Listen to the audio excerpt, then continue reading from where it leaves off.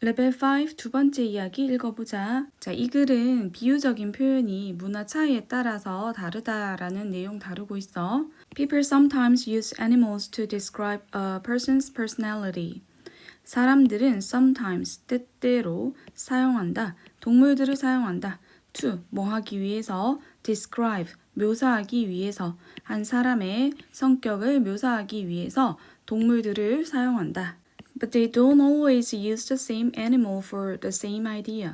그러나 그들은 don't always 해서 not이랑 always랑 같이 쓰면은 항상 뭐뭐인 것만은 아니다 라고 부분만 부정하는 의미야. 그래서 항상 같은 동물을 사용하는 것만은 아니다. for 뭐에 대해서 같은 생각에 대해서 같은 동물을 항상 사용하는 것만은 아니다. 자, 문화마다 표현이 다르다라는 얘기를 하려고 이렇게 얘기한 거야. For example, in Korea, people say a stubborn person is like a cow. For example, 예를 들어서 한국에서 사람들은 말한다.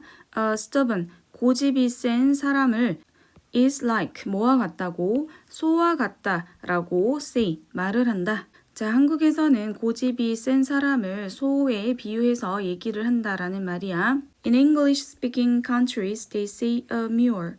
영어를 말하는 나라에서는 그들은 말한다 노새라고. 자, 영어권에서는 이 고집이 센 사람을 노새라고 부른다라는 의미야. In Germany, they use a donkey. 또 독일에서는 그들은 당나귀를 사용한다. 당나귀도 뭔가 좀 고집스럽고 멍청한 그런 이미지가 있어. 자, 이렇게 고집이 센 사람을 각각 나라마다 소나 노새나 donkey, 당나귀로 비유한다라고 얘기를 했고, 그 다음 forgetful people are also compared to animals. 자, forgetful 하면 잘 잊어버리는 사람은 are compared to 해서 수동태로 사용되었어. 비동사 플러스 pp 형태로. 그러면 비유된다라고 해석하면 돼. 또한 비유된다.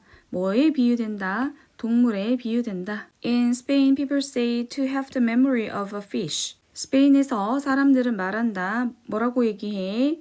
물고기의 기억력을 가지는 것이라고 얘기를 해. 그래서 잘 잊어버리는 사람을 물고기의 기억력을 가진다라고 그렇게 비유적으로 표현한다라는 의미야.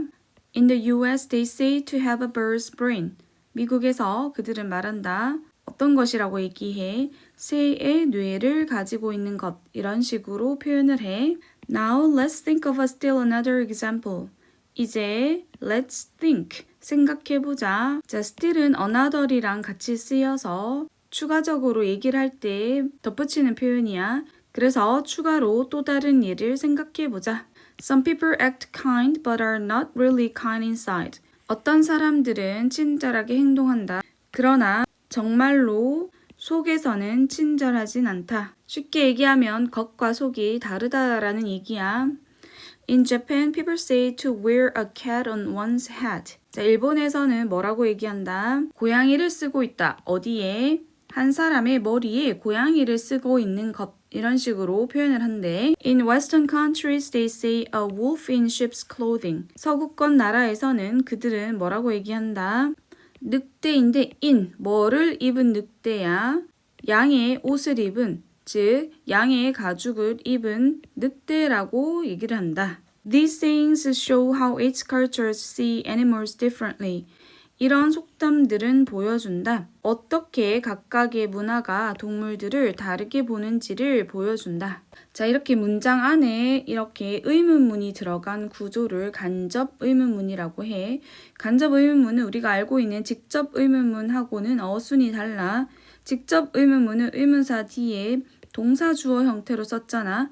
그런데 간접 의문문은 의문사 뒤에 주어 동사 형태로 써줘야 돼. 그래서 how라는 의문사 썼고 each cultures라는 주어 썼고 sees라는 동사 이런 순서로 나오는 게 간접 의문문이야. Next time you hear a new saying, check what animal it uses. Next time 하면 다음에 뭐뭐 할 때라는 뜻이야. 다음에 네가 들을 때 새로운 속담을 들을 때 check 확인해라 라는 명령문에 what animal it uses 라는 간접 의문문이 또 들어가 있어. 자, 뭘 확인해라? 무슨 동물을 그 속담이 사용하는지를 확인해라. 여기에서 it이 가리키는 거는 새로운 속담을 얘기하고 있어.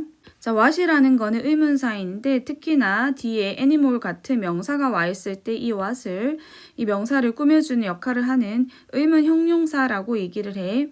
자, 이렇게 간접 의문문은 의문 형용사 쓰고 그리고 그 뒤에 다시 주어 동사 쓰면 되는 구조야. 그리고 의문 형용사는 무슨 동물 이렇게 해석을 하면 돼. 그런데 뒤쪽을 보니까 주어 나오고 uses 사용하다 그리고 그 뒤에 무엇을 사용하는지 목적어 자리가 비어 있잖아.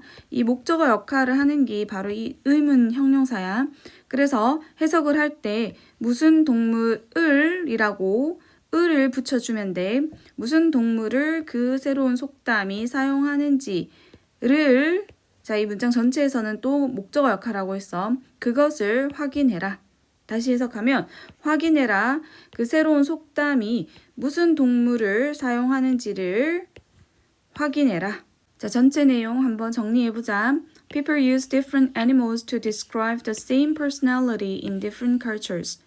사람들은 사용한다. 다른 동물들을 사용한다. to 뭐 하기 위해서 describe는 묘사하다 라는 뜻이야. 모르는 학생은 적어 두어야 해. 묘사하기 위해서 같은 성격을 묘사하기 위해서 다른 문화들에서 자, 이렇게 정리하고 잘 준비해서 보도록 하자.